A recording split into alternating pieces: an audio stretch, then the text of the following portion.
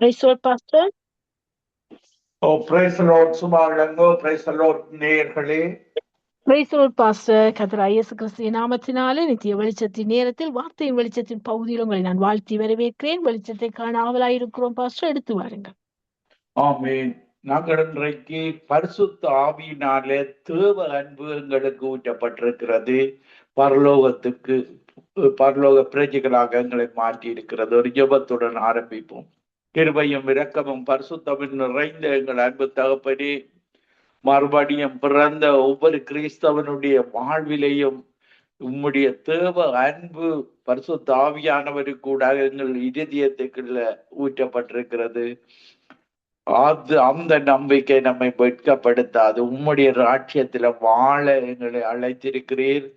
ரட்சிக்கப்படாத ஒவ்வொருவரும் ரட்சிக்கப்பட்டு பரிசுத்த ஆவியானவருடைய தேவ அன்பு ஊற்றப்பட்டு பரலோக பிரஜைகளாக ஒவ்வொருவரையும் இழுத்துக் கொள்வீராக. துதி கன மகிமை உண்டான மெய்த்தேவனாகிய உமக்கு செலுத்தி ஆண்டவர் என்ற சொருமாகிய இயேசு கிறிஸ்துவின் நாமத்தில் ஒவ்வொருவரையும் ஆசீர்வதித்து ஜபிக்கிறேன். எங்களை எப்பொழுது நேசிக்கிற நல்ல பிதாவே, ஆமேன்.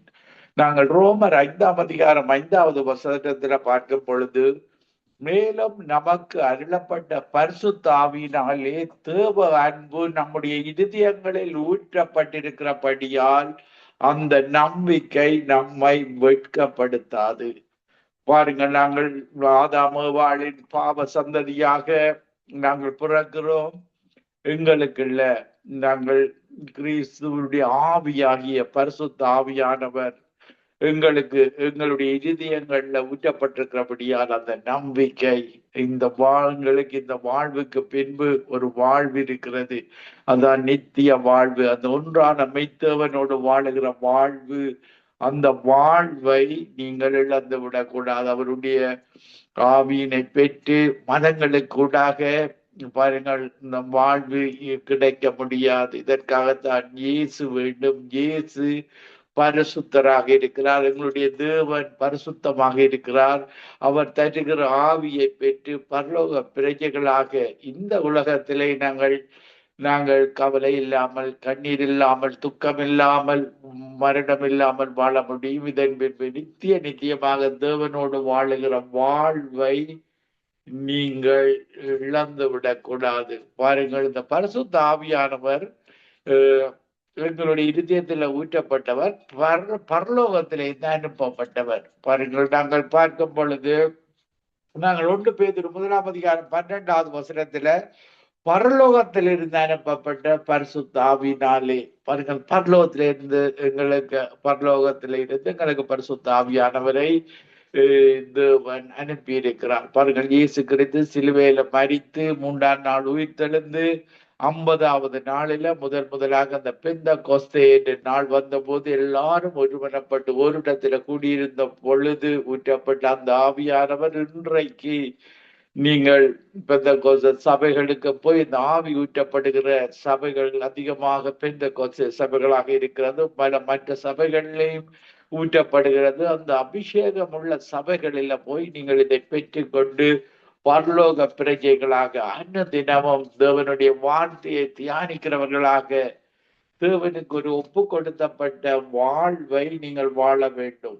பாருங்கள், நாங்கள் ஏசாயா 6ஆம் அதிகாரம் 3வது வசனத்திலே எங்களுடைய தேவன் பரிசுத்தராக இருக்கிறார். அவர் தருகிற ஆவிதான் பரிசுத்த ஆவி, பரலோகத்திலிருந்து எங்களுக்கு வருகிறது. ஏசாயா 6ஆம் அதிகாரம் 3வது வசனத்துல பார்க்கும் பொழுது, அந்த ஏஞ்சல்ஸ் ஒருவரை ஒருவர் நோக்கி, சேனைகளின் கர்த்தர் பரிசுத்தர், பரிசுத்தர், பரிசுத்தர், பூமி அனைத்தும் அவருடைய மகிமை நான் நிறைந்திருக்கிறது என்று கூப்பிட்டு சொன்னார்கள். 24 மணி நேரமும் எங்களுடைய தேவன் பரிசுத்தர், பரிசுத்தர், பரிசுத்தர் என்று ஏஞ்சல்ஸ் கேருபீன்களும் சேராபீன்களும் அவரை புகழ்ந்து கொண்டிருக்கிறது. இந்த உலகத்திலேயும் நீங்கள் அவரை பரிசுத்தர் என்று புகழ வேண்டும். உங்களுடைய ஆலயங்களில துதிக்கும் பொழுது பரிசுத்தர் பரிசுத்தர் பரிசுத்தர் என்று நாங்கள் இந்த உலகத்திலே இருந்து துதிக்கும் பொழுது பாருங்கள், அந்த பரிசுத்த ஆவியானவருடைய மகிமை உங்கள் சபைகளில் காணப்படுகிறதாக இருக்கிறது, அபிஷேகம் ஊற்றப்படுகிறதாக இருக்கிறது. இது தேவனுடைய அன்பை தருகிறது, எங்களுக்கு ஒரு தைரியத்தை தருகிறது. தேவனுடைய அன்பு எங்களை பிரிக்க முடியாத ஒரு பிணைப்பை அந்த பரிசுத்த ஆவியானவர் எங்களுக்கு தருகிறார். துன்பம் வரும், துயரம் வரும், துன்பமோ துயரமோ நாசமோ சுமோ பட்டியமோ எது வந்தாலும் அவருடைய அன்பை விட்டு எங்களை பிரிக்க முடியாத அளவு ஒரு தைரிய பிணைப்பை அந்த பரிசுத்த ஆவியானவர் எங்களுக்கு தருகிறார். அதோடு பரலோக பிரஜைகளாக எங்களை மாற்றுகிறார். பாருங்கள், இந்த உலகத்தில் இருக்கிறவர்கள் ஒரு தேசத்திலே இன்னொரு தேசத்துக்கு நாங்கள் குடியேறி வந்திருக்கிறோம் சிட்டிசனாக. ஒரு தேசத்திலே இருந்து பாருங்கள், அமெரிக்கா கனடா தேசங்களுக்கு வருகிறவர்கள் அந்த தேச சிட்டிசனை பெற்று வாழுகிறார்கள். இனி நாங்கள் போகிற இடம் ஹெவன்லி சிட்டிசன்ஸ், பரலோக ராஜ்யம். இந்த உலகத்துல ஒரு முறைதான் பிறப்பது.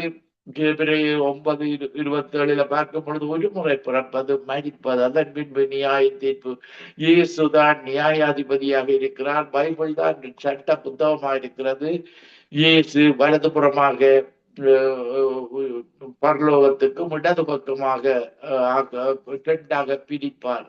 செம்மறியாடுகளாக வலது பக்கமும், வெள்ளாடுகளாக இடது பக்கமாக பிரிப்பார். பாருங்கள், இந்த பரிசுத்த ஆவியானவர் ஊற்றப்பட்டவர்கள் ஜீவ புத்தகத்தில் எழுதப்பட்டு எங்களுடைய பெயர்கள் எழுதப்பட்டு விடுகிறது. இதை நாங்கள் இழந்து போகாதபடி தொடர்ந்து இதை முடிவு பரியந்தம் காத்து கொள்ள வேண்டும். எங்களுக்கு பரிசுத்த ஆவி கிடைத்து விட்டது என்று நாங்கள் பெருமைப்படாமல் தேவன் எங்களை தயவு கூர்ந்திருக்கிறார். இலவசமாக கிருபையினால நாங்கள் ரட்சிக்கப்பட்டோம்.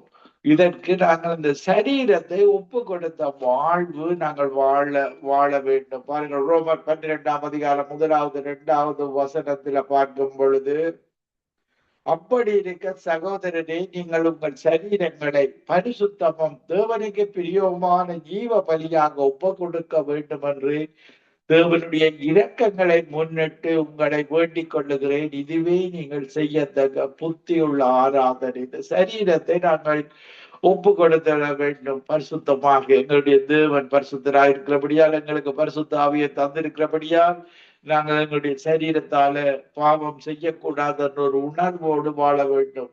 பாருங்கள், ரோமர் 12ஆம் அதிகாரம் 2வது வசனத்திலே, நீங்கள் இந்த பிரபஞ்சத்துக்கு ஒத்த வேஷம் தெரியாமல், இந்த பிரபஞ்சத்தின் அதிபதி சாத்தானாக இருக்கிறார்.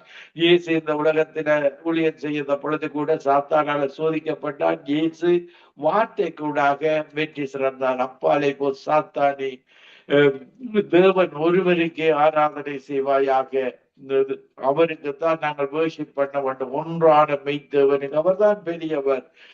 சரீரத்தை அழிக்க வல்லவருக்கு நீங்கள் பயப்படாதீர்கள், சரீரத்தையும் ஆத்துமாவையும் நரகத்தில் அழிக்க வல்லவருக்கே பயப்படுங்கள். எங்களுடைய தேவன் தான் வல்லமையில அதிகம் உள்ளவர். இந்த சரீரம் மரிக்கும் பொழுது நாங்கள் எங்களுடைய நாங்கள் மரிக்கும் பொழுது தேவனிடத்தில் ஒப்பு கொடுத்து விட வேண்டும்.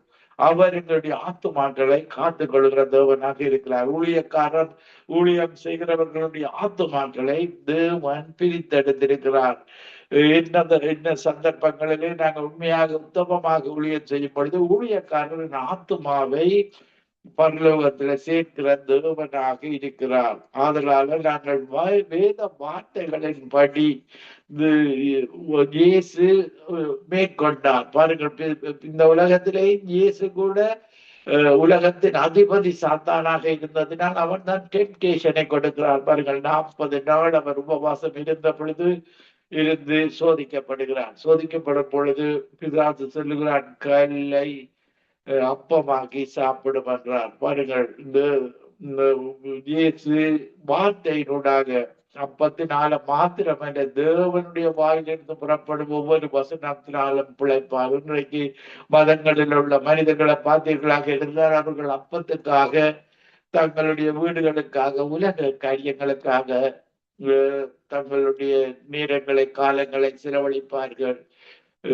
ஆனால் தேவனுடைய வார்த்தை சொல்லுகிறது, இந்த அப்பத்தை மட்டும் நீங்கள் தேடிக்கொண்டிருக்க கூடாது. அப்பத்தினாலும் மாத்திரமல்ல, தேவனுடைய வாயிலிருந்து புறப்படும் இந்த வார்த்தைகளை நாங்கள் பேசுகிறோம். இந்த வார்த்தைகள் உங்களை ஆசீர்வதிக்கிற வார்த்தைகள், நன்மைகள் தருகிற வார்த்தைகள். தீமைகளில் இருந்து நாங்கள் பிறக்கும் பொழுது தீமை உள்ள பாவ சரீரத்தோடு பிறக்கிறோம். இந்த சரீரத்தை தீமைகள் செய்கிற உணர்வோடு பிறக்கிறோம். அந்த உணர்விலே இருந்து நன்மை செய்கிற உணர்வாக, அன்பு காட்டுகிற உணவாக, பாவத்தை வெறுக்கிற உணர்வாக எங்களை இந்த பரிசுத்த ஆவியானவர் எங்களுக்கு உதவி செய்கிறவராக இருக்கிறார். வார்த்தை கூடாக எங்களை வாளாக்காமல் தலையாக்குறார், கீழாக்காமல் மேலாக்குறார்.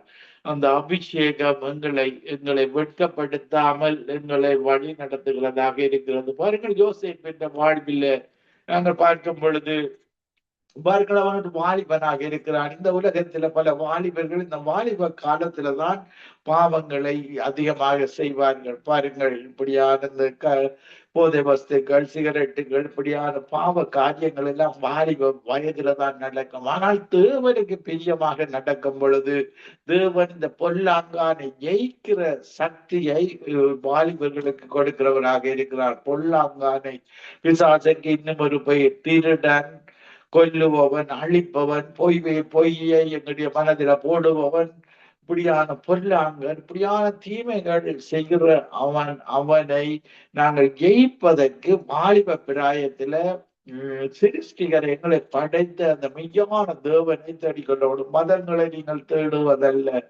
இந்த சினிமா சீரியல்களை தேடுவதில்லை, அந்த ஒன்றான மெய்த்தேவனை தேடும் பொழுது உங்களுக்கு அந்த பலனை இந்த பரிசுத்தாவியானவர் உங்களுக்கு தருகிறார். அந்த வல்லமையை பாருங்கள். இப்படியாக இந்த யோசேப்பின் வாழ்வில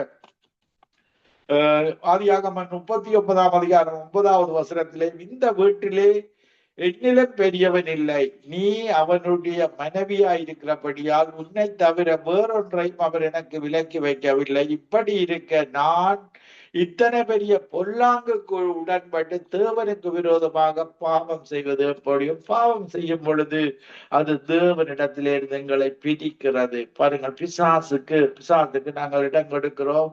பிசாசு எங்களை அடிமைப்படுத்தி விடுகிறான். அந்த பாவத்திற்குண்டாக குடிப்பழக்கம் ஆக இருக்கிறவர்களாக இருந்தால் குடிப்பழக்கத்தில் அடிமைப்படுத்தி விடுவான். காலையில் எழும்பும் பொழுதே குடிக்கும்படியான ஒரு தோன்சை போடுவான். இதற்குத்தான் பரிசுத்த ஆவியானவர் வேண்டும் ஓவர் ரைட் பண்ண. இந்த பாவங்கள் சிந்தனைகள் வரும் பொழுது யோசேப்பு தேவனுக்கு விரோதமாக பாவம் செய்வது எப்படி என்ற ஒரு உணர்வோடு வாழ்ந்தான். அப்படித்தான் நாங்களும் பாவத்துக்கு எதிர்த்து வாழுகிற தன்மையை நாங்கள் எங்களுடைய இதயங்களில் உருவாக்கி கொள்ள வேண்டும். அப்படி ஒரு உணர்வோடு நாங்கள் வாழ வேண்டும். உணர்வுள்ள இதயத்தோடு வாழ வேண்டும். பாருங்கள், ஆதாம் ஏவாள் அந்த தேவனுடைய வார்த்தையை நம்ப